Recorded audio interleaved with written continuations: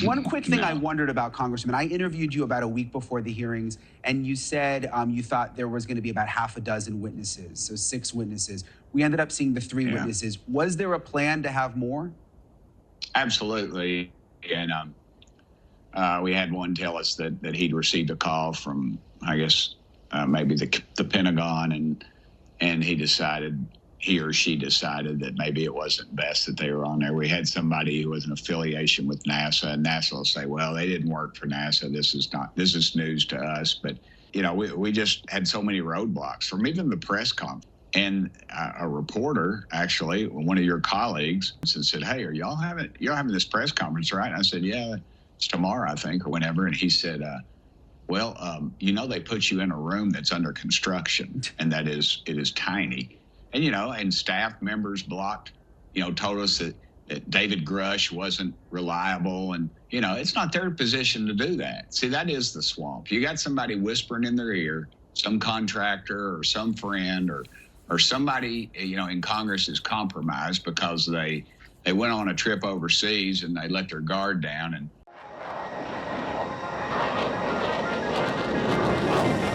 Chris Lado, welcome to Lado Files.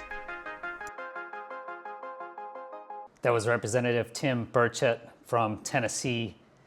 He did an amazing job 2 weeks ago in the UAP hearings on 26 July 2023. I was there in person, and I can tell you, I met and shook Burchett's hand. He actually gave me a fist bump and said, go get him. And I said, I'd be happy to help.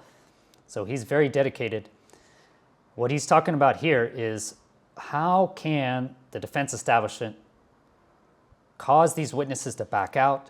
How can they keep this information hidden for so many years, so many decades? And it comes down to, a lot of money. That's the big deal. It is a lot of money. National Defense Authorization Act, $886 billion. $886 billion. That was the last number that I saw. And that is just amazing. That is a ton of money. Can you even imagine spending almost $1 trillion? The fact that they can even spend $1 trillion in 1 year is kind of amazing, really. Pretty amazing. So thank you for being here. I'm Chris Lado. Welcome to Lado Files, retired F-16 pilot. So that's Tim Burchett's call for us, people like you and me and the media, to follow the money and see what some of these people's gravy train actually leads to. And I think it is. It's about money. It's about control. It's about power. Burchett's always said that. So let's follow the money. So if we go here to Open Secrets. So this website, Open Secrets, Following the Money in Politics. Armed Services Committee members received $5.8 million from defense sector during 2022 election cycle. Armed Services Committee members. Okay, so why is that important? Why is the Armed Services Committee important? I was in the Air Force for 24 years. I retired as an 05, so that means officer rank 5. There's actually 10 total ranks. 4-star general is 10, so I was halfway up the chain, which basically you can get through work, hard work, I guess. The next rank, colonel, is even harder, but you still can do it. You don't need any sort of congressional appointments, etc. But to get to general now, to get to brigadier general and above, you actually need to be nominated by Congress. You have to have a nomination. They approve on it. I think a lot of it is just, signing the lines. But this is how Congress controls or has ownership over the military. So this is how Congress actually should have control and ownership of the military. Here you see, right? To consider the nominations of Lieutenant General Gregory M. Gila USAF to be General Commander, United States Northern Command. To consider the nomination of Lieutenant General Timothy D. Haw to be General and Director, National Security Agency. To consider the nomination, General Randy A. George, USA.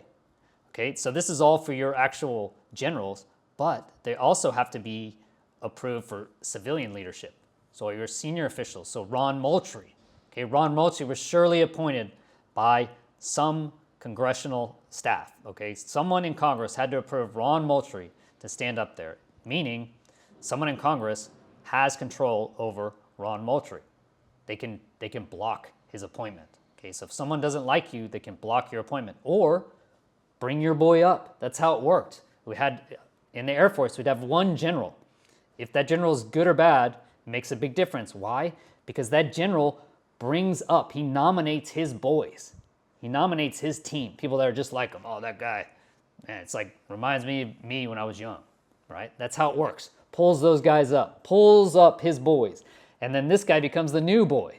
And now he pulls up his team. Okay, so this is how you get leadership across. And it's really important then that this leader is good, right? Is a good guy. And in my experience, generals I've seen is 50-50 in the Air Force. Okay, it got a little bit better towards the end of my career, but definitely it was binary. It was a 0 or a 1. That was it for generals. They were either just an amazing human, unbelievable, dedicated, you could tell they just had integrity, or they thought they should be like Patton, and they were literally tyrants. Terrible, terrible people, just drunk on power, honestly. You could just see it. They were terrible. It was 0 or 1. There's nothing in between. I don't know if they're told at general school, like, you got to pick. You can be a good cop or a bad cop, you know? And that's it. Or they draw straws or something, but man, it's either 1 or a 0. And the problem when that 0 gets up and he pulls his boys up there, it is a train wreck across the whole top of your leadership. So what that means is these Congress people, through this ability, through nominations, etc., they have control, supposed control, over the defense establishment, correct? Except what I mentioned at the beginning of this, money. Not just money, a shit ton of money. Okay, you're talking almost $1 trillion. That is a lot. That is a lot of money.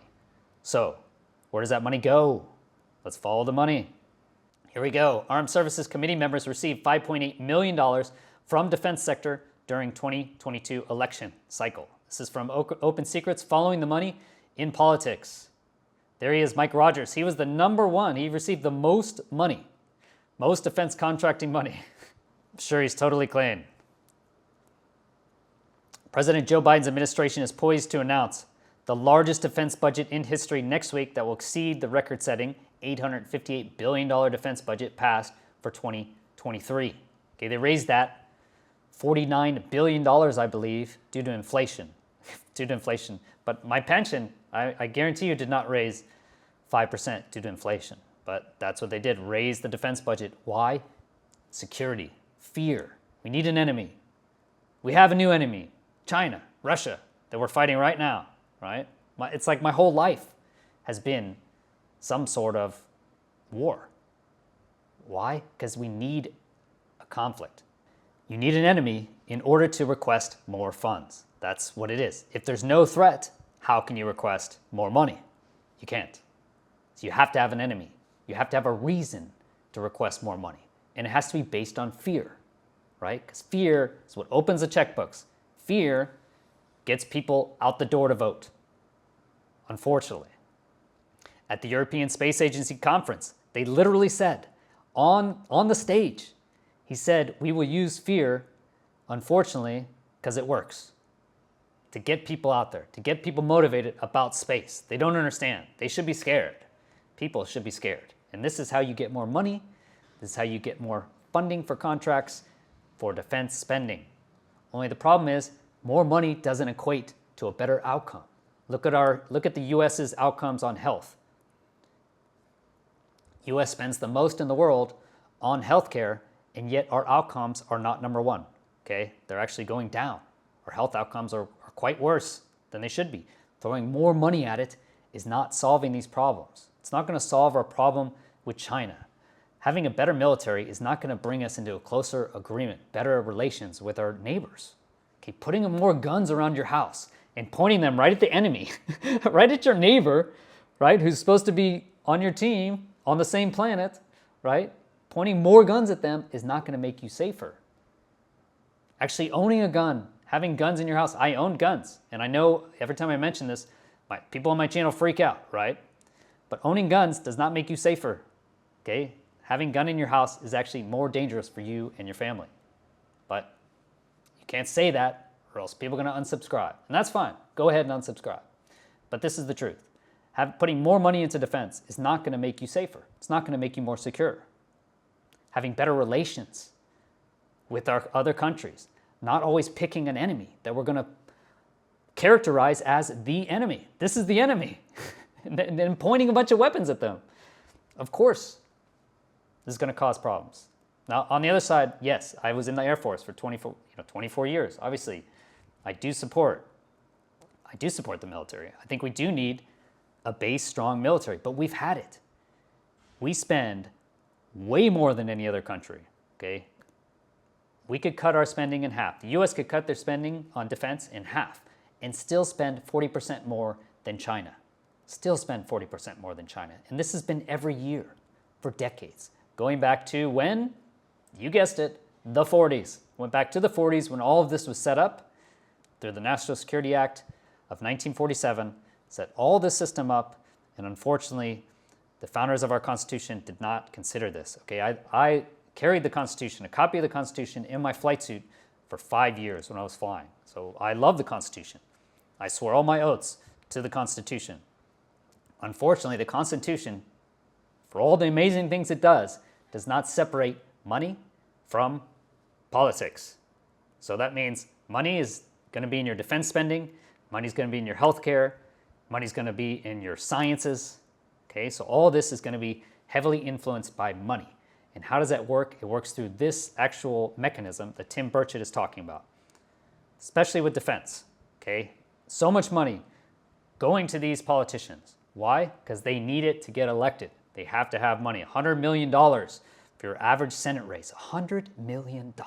Imagine if you used that $100 million to actually help the citizens, right? Instead, they're using it on advertising, throwing fancy campaigns, posters, paying people to go and knock on doors. Okay, this is what it is. It's basically for advertising. $100 million.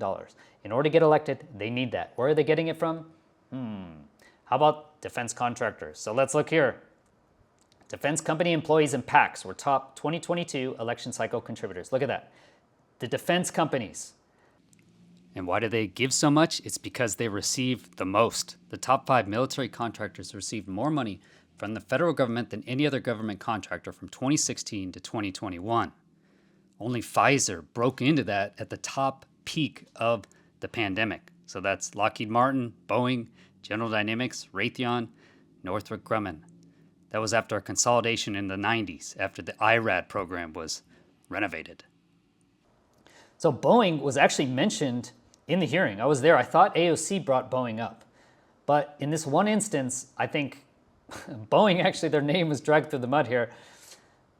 And not saying it shouldn't be dragged through the mud, but saying that it was brought up, Ryan Graves actually brought up that Boeing contractors said they saw the red square. So Boeing contractors in California said that they saw a football-sized red square fly towards them.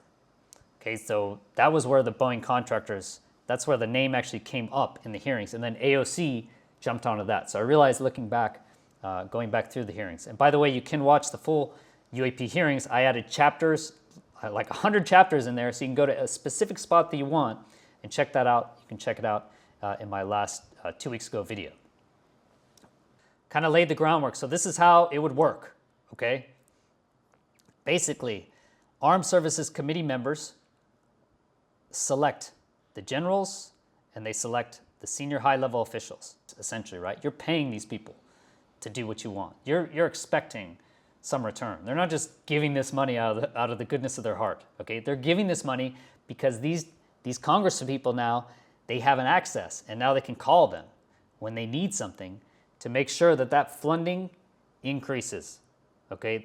They will give $100 million so that they can get $10 billion out, okay? Think of it like an advertising marketing campaign for these defense contractors. That's what they're going to do. And I worked with defense contractors. I actually worked with Lockheed Aero in Phoenix at Luke Air Force Base. I was in charge of the contract there for 2 years. And I have to say, those guys were amazing, okay? At the grassroots, the people at the lower levels working for these companies, Lockheed Martin, Lockheed Aero, etc. I think they are just like I was, okay? Soldiers on the front line. They were there doing their job. Patriots doing it with integrity is from what I could tell, okay? But that is not the same company as Lockheed Martin, okay? Lockheed Aero, the company I was in charge of at the time, they could not share any of their information. They couldn't share contracts or anything with Lockheed Martin because they were seen literally as separate companies. They were separate total entities. And what happens is, as you get to the higher levels, okay, so I have no issue with these companies on the lower levels. I think those people doing what they believe is good for the country. But as you get up into the higher levels now, higher levels, I think that's where the problem is. Now you're talking about these C-level suites. These C-level people in these organizations are definitely part of the problem. Okay, they're definitely part of the problem because now they're the ones that actually are managing these hundreds of billion-dollar contracts, okay? And then they secure these things, right, through their connections, calling their congresspeople, who, by the way, they have an inroad with, they're friends with. You know, hey, Mike, maybe we don't want to have that David Grush. You know, if you could schedule the only available 2 skiffs maybe during the week of 26 July, that would be great. You know, these are things they can do, right? They can call in. They have direct access now to these congresspeople. And how do congresspeople have direct access to? The actual officials. They call the officials. Okay, so this would be the train. Defense contractor calls to your congressperson, says, I want this to happen. Congressperson calls to general, civilian, Ron Moultrie, etc. And that's how the process works, okay? Okay, so look at this. From the beginning of 2002 until the end of 2022, individuals and PACs affiliated with the defense sector steered $427 million to federal political candidates. That is basically bribes, everybody. $427 million. They're not just giving this money out of the goodness of their hearts, right? They kill people for a living. Okay, so almost a quarter of that has gone to the campaigns of Armed Services Committee members during that period. And look at this. Defense sector also spent $136 million on federal lobbying just in 2022. They've spent an inflation-adjusted $3.6 billion on federal lobby since 2001. And in that time, they hired over 2,700 so-called revolving door lobbyists who have worked in the same government that regulates and decides funding for the industry. I mean, you don't have to be a genius, right, to see that this is going to cause serious problems, right? During the 2022 election cycle, 8 of the top 20 recipients of defense sector contributions were members of the House or Armed Services Committee. Another 10 are members of the House or Senate Appropriations Committee, responsible for crafting the omnibus bill that funds defense spending authorized in the National Defense Authorization Act. Another 10. That means 18 out of the 20 top receivers of defense lobbying money are directly related to figuring out how much money goes to which contracts and who gets assigned, who gets put into their position, right? Not elected officials, as Tim Burchett said, not elected officials, but the elected officials are getting the money directly, right, to actually choose and appoint those people. Does it make sense? So here's actually the list. Interesting here is, look at these representatives, okay? These are congresspeople in the House. There's 435 members in the House. A normal House election, you shouldn't need $500,000 to run for Congress, okay? It's supposed to be your neighborhood guy goes to Congress for 2 years and then comes back. He takes a break from his job. That was the idea the founders actually made in the Constitution. But here now we see Representative Mike Rogers, right? He received over $500,000, $511,000 for his campaign. That is a lot of money for a representative from a congressional district. I mean, think about that. Meanwhile, there's only 2 senators in each state for a total of 100 senators, right? And the first senators we see are right here. Katie Boyd, again from Alabama, and then Senator Raphael Warnock, a Democrat. So first to see the senator. Supposedly a Senate race costs $100 million to actually run. $100 million to win a Senate race. And also, most of this money goes to the incumbents, okay? You notice most money goes to incumbents. Why? Because they know these guys. They already have the connections. They've already established the relationship. On each of these committees, okay, you have a chair, which is going to be the majority party, and then the oldest, right, the most senior minority party member is going to be the ranking chair, And so they're going to have the most power, right? They'll be the chair leading along with the ranking member, okay, will be the co-chair. That means people in Congress longer will have more authority. They have more power. So that's why all the defense spending goes to incumbents. Incumbents that are their boys, on their side. They're friends with them. They probably go out on fishing trips. Who knows what they do? But that's basically how it works. Why would a representative need that much money? You know, just seems crazy. So as we get it on here, there we go. Senator Mark Kelly, he got $250,000 for his. Marco Rubio, $230,000. Chuck Schumer, look at this. So he is number 6 on the list, Senator Chuck Schumer. He received $300,000 for his campaign as an incumbent. So the question is, do you think Chuck Schumer has anyone that can call him after paying that $300,000? Yes, there is someone that can call him, okay? And this is just the money. This is just about the money. Remember Tim Burchett, he's also brought up lately that a lot of these congresspeople have been compromised, or people in key positions have been compromised. So if you can't pay them off, if they won't take your money, or they don't agree just at a foundational level, they're not going to play ball, then guess what? You have other methods, right? Again, they put $427 million in the last 20 years, these defense contractors. How much does it really cost to buy a honeypot campaign, right? Is it really that difficult? How hard is it? You know, so I think, unfortunately, this is how it works. So what can we do? Well, I think we can do what's been working, right? And that has been calling your congresspeople, calling your senators, and letting them know that this is ridiculous, right? That we support transparency, and we want to find the source of this problem. Is the government holding alien technology? Where is it? When will the government actually be transparent? Seems like it's been working. I'd recommend, I've called my senator. I got a letter back actually from John Cornyn, Senator Cornyn. He didn't mention anything about UAPs in this boilerplate letter I got back. It was just, thank you for contacting me. I do a lot of work for you guys. And if you want to give any money, let me know. All right, so in summary, defense contractors get half of $886 billion a year. That is a unbelievable amount of money. They use some of that money to fund lobbying for certain key people on Armed Services Committee and those who write the actual National Defense Authorization Act. Surprise. So they give money to those people to make sure they have access, make sure they have control. Why? Because the Armed Services Committee actually decides who is going to get ranked, right? So they have the power. They should have the connections with these generals, with these high-level senior officials.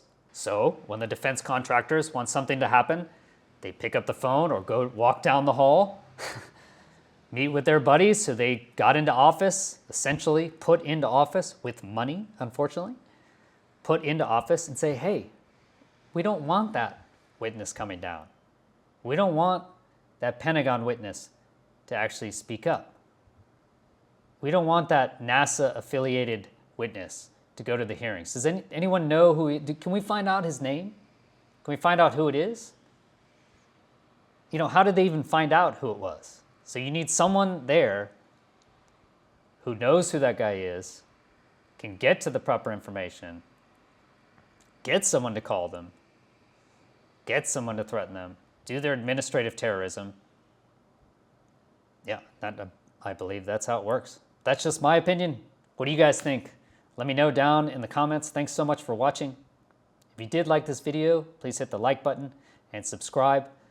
I'll be going to Kumburgaz, Turkey tomorrow. I'm actually driving there tomorrow. I have one contact that will hopefully help me find Yalman. He videoed the amazing Turkey UFO 2007, 8, and 9 in August. So I'm here in the right month, and it's super hot, so I doubt we're going to be out during the day.